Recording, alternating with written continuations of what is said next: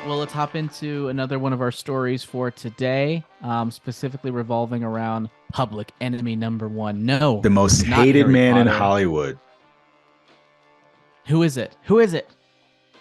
David Zaslav. Gotta figure Zaslav. out an He evil way to has say his been, name. you just say the name, Zaslav, and that's it. Zaslav. Sorry. So he has been a very controversial figure in film for as long as he's been the CEO of Warner Bros. Discovery, which has been what, 9 months at this point? Has it been a year yet? I But don't think so, no. I'm not, I don't know necessarily. It hasn't been a year, I don't think. But he's been cutting and slashing and shifting and all of the other, verbs that you can think of when it comes to destructive nature. HBO Max, or Max as it's called now, um, is having its content sort of rearranged. There's lots of issues with filmmakers not knowing where their shows or movies will um, ultimately land, or will they stick around? Like, what's going to happen? We don't know. And let's see here. So really quick, over 1 year it's been since April 2022. So it's been over a year. Oh, okay. And Barely. he's been doing things in the name of making money for Warner Bros. Discovery, making them more sustainable, but at what cost, we must ask. And that cost seems to be at the cost of creativity, at the cost of, taking care of filmmakers. And there was an article that was posted on GQ, and there's a little bit of interference there, it seems like. So the article in question was how Warner Bros. Discovery CEO David Zaslav became public enemy number one in Hollywood. So I'm pulling this from the Variety report, and it says that this was written by IndieWire. freelance IndieWire. Okay. Yeah, it's IndieWire. IndieWire. All right, my bad. Hold on, might be boo. I thought it was the wrong one.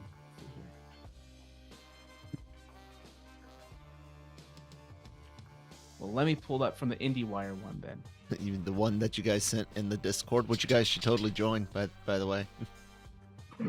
So I don't know if you're doing the quote, but the one that I saw is the most hated man in Hollywood. I mean, there's been variations of that. The Okay. original article, because the article on GQ is how Warner Bros. Discovery CEO David Zaslav became public enemy number one in Hollywood. I don't know. Hated. Where did you see that quote?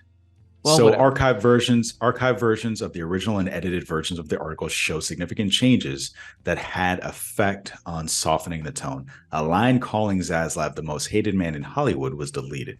The Succession comparison was removed as the segment where Bailey, who's the original author, called the reality show that Zaslav oversaw while running Discovery reality slop. So essentially what you're seeing here is a shifting in the article followed by a deletion from GQ. So as Variety reported per the IndieWire article, one of the individuals contacted was reportedly GQ editor-in-chief Will Welch, who was attached as a producer to film the Great Chinese Art Heist, which is to be directed by John M. Chu, who did Crazy Rich Asians. And essentially, this seems to be a little bit of conflict of interest here, and maybe an evidence of a CEO throwing his weight around too much, to the point where it's pissing off everybody, including anyone who likes, journalism with integrity.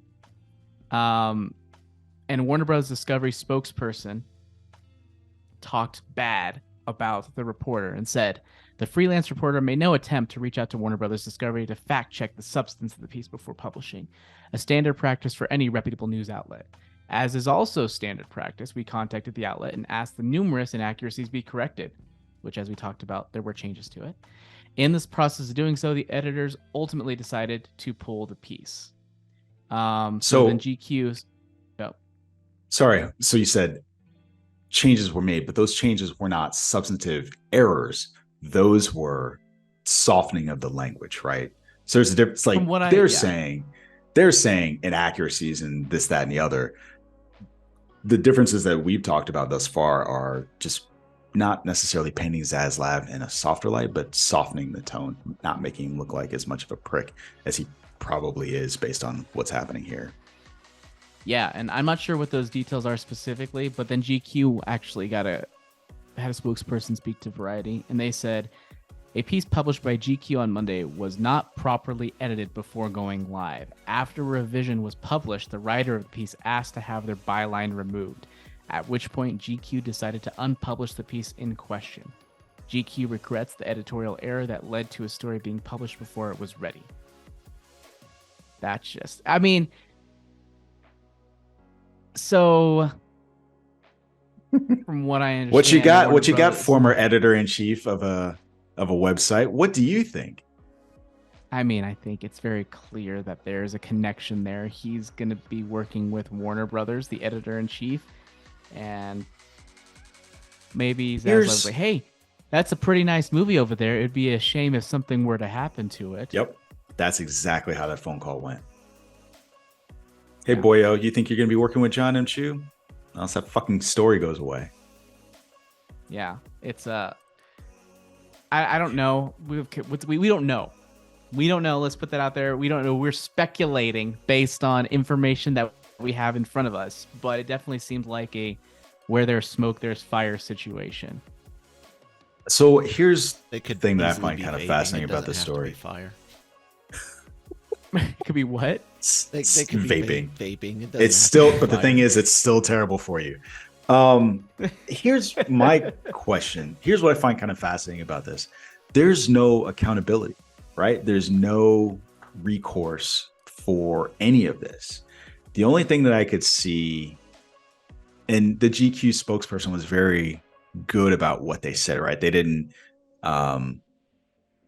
libel the author of the piece. So this kind of was one of those things that it will just go away, right? The news cycle will happen again, and nothing will come of this. But I do think that this is, to the point that you brought up about corporates getting involved, this is pretty bad as far as journalistic integrity goes. Anybody that was, I don't know who's looking at GQ to be like the standard bearer for news and ethics, but yeah, it's usually this strikes like me as not good at profile all. pieces. Like I think of GQ, I think of those not necessarily fluff pieces, but like kind of. Yeah. You know? Yeah. And one thing I do want to know, I'm sorry, Kyle, I'm gonna have to quote the Variety article because it has a little bit more information that I want to pull from. But it talks about You guys are the worst. Whoa. Someone one guy. So the Welch, the editor-in-chief, they talk about as a producer early on in development for a movie, Welch would meet the criteria from Society of Professional Journalists Code of Ethics that says reporters and editors should, quote unquote, avoid conflicts of interest. What the hell, Siri? Did you guys hear that? My Apple Watch go off? No, okay, never mind. Nope. My Apple Watch started talking to me, so I had to stop her. Welch would meet the criteria from the Society of Professional Journalists Code of Ethics that say reporters and editors should, quote unquote, avoid conflicts of interest, real or perceived, and disclose unavoidable conflicts.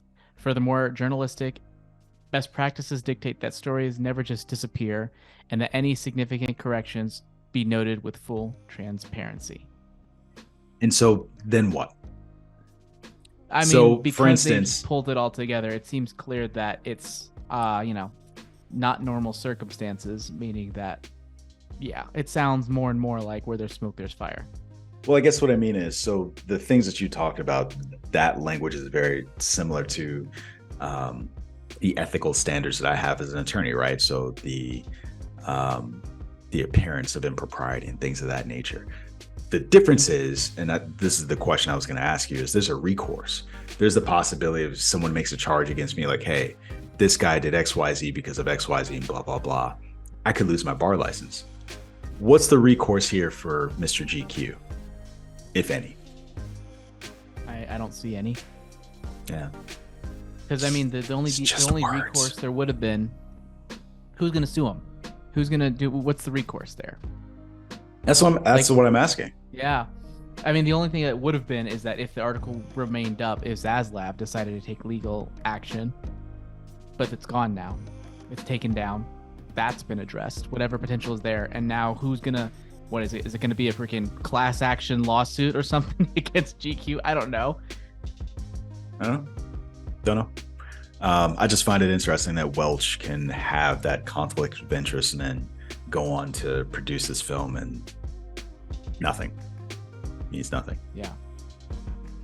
So, yeah. What else? Anything else? That's it for that.